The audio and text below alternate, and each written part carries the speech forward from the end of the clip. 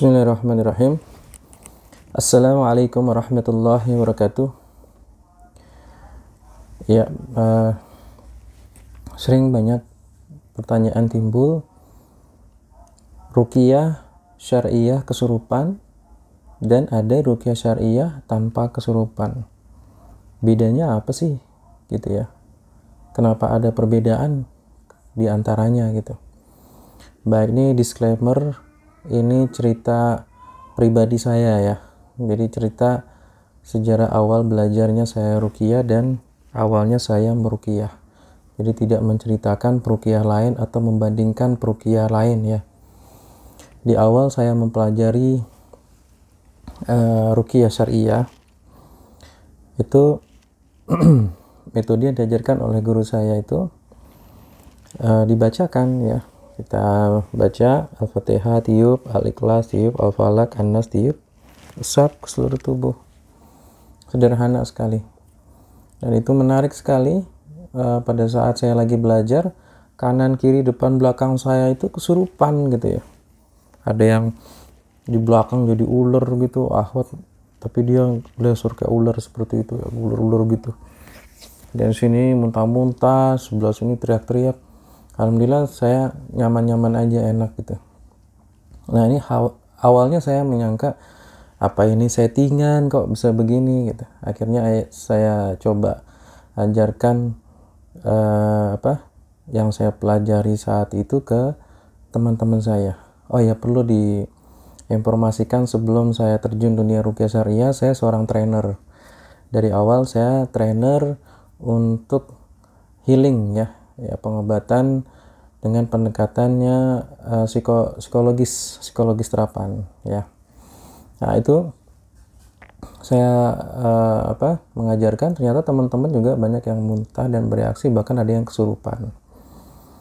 Lalu terus belajar lagi dan akhirnya banyak juga yang kesurupan, nanti dibacain Quran aja terus. Alhamdulillah akhirnya ada yang sehat kembali. Tapi ada periode-periode itu ya, selama dari 2012 2013 itu cukup melelahkan ya, ketika kita mengajarkan pelatihan ruqyah syariah banyak yang kesurupan, ada tim yang turun, tapi cukup melelahkan gitu, materinya belum tersampaikan dengan baik. Sudah banyak peserta yang kesurupan, belum memulai, baru menyampaikan materi. Terus juga pernah kita meruqyah sampai tengah malam ya, kesurupan, dia nggak sadar-sadar. Nah ini cukup melelahkan. Sedangkan sebelum saya terjun ke ruqyah syariah, di terapi sebelumnya, psikologi terapan, itu saya pendekatannya ngobrol enak, nyantai. Terus nanti dia bisa sembuh dengan izin Allah.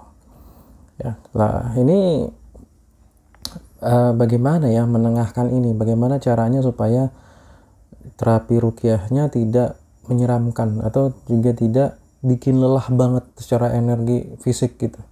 Dipegangin ya, kesurupan tuh, baju saya tuh kalau diperes tuh keluar keringetnya tuh ya, karena capek ngeruqyah sampai tengah malam.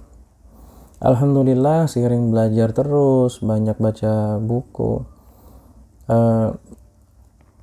dengan pendekatan tazkiyatun nafs ya, dengan pendekatan mencari sumber dari permasalahan, diagnosa, alhamdulillah bisa diatasi, bisa diminimalkan kesurupannya, bahkan sampai akhirnya tanpa kesurupan dengan izin Allah ya. Alhamdulillah waktu itu diundang di Kota Bumi, Lampung Utara. Yang hadir jamaahnya ada 1000 berjamaah. Ya, saya dari Jakarta berdua ya, saya dengan Ustadz Aris Haryono dari Tasik itu, kita berdua. Ini juga cukup menggetarkan gitu di dalam hati saya nih, gimana nih kalau nanti 10%, jangankan 1% kesurupan. Saya berdoa sama Allah, ya Allah jangan ada yang kesurupan, sehatkan mereka sebelum mulai itu. Alhamdulillah, karena kita cuma berdua, nggak ada tim lain ya. Alhamdulillah tidak ada yang kesurupan.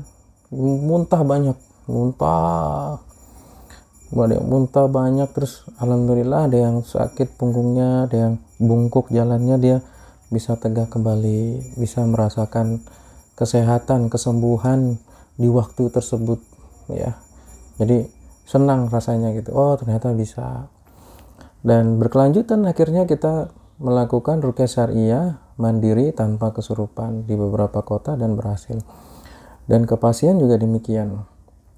Jadi ternyata bisa dan lebih efektif dalam memberikan suatu solusi ya, yaitu ruqyah syariah tanpa kesurupan. Pendekatannya kita mencari sumber diagnosa. Nah, bagaimanakah cara mendiagnosa penyakit akan saya ceritakan nanti di video selanjutnya.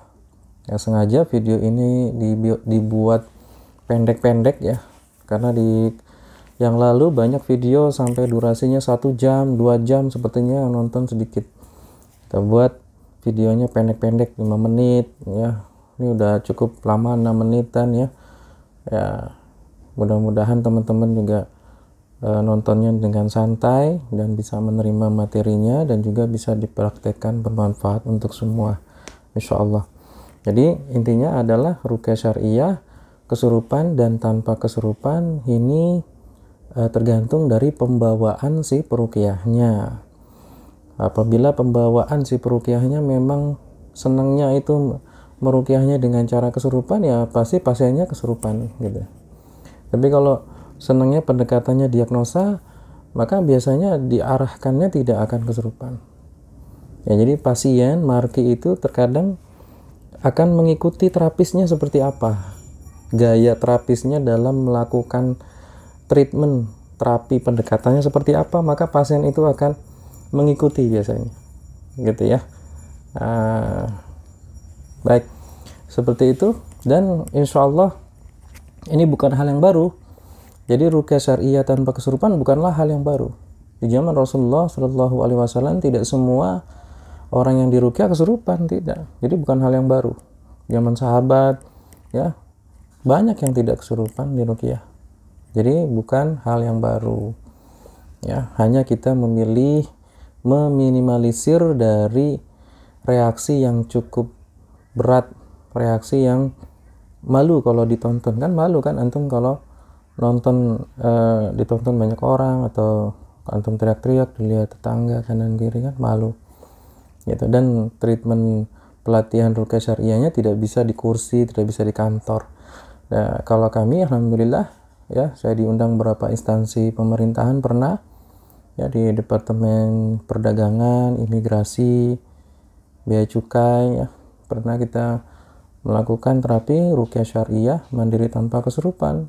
Jadi di kantor itu gak masalah, alhamdulillah tidak ada yang kesurupan dengan izin Allah. Mereka reaksinya paling batuk, muntah, dan setelahnya bisa terasa lebih sehat, lebih tenang, lebih bahagia.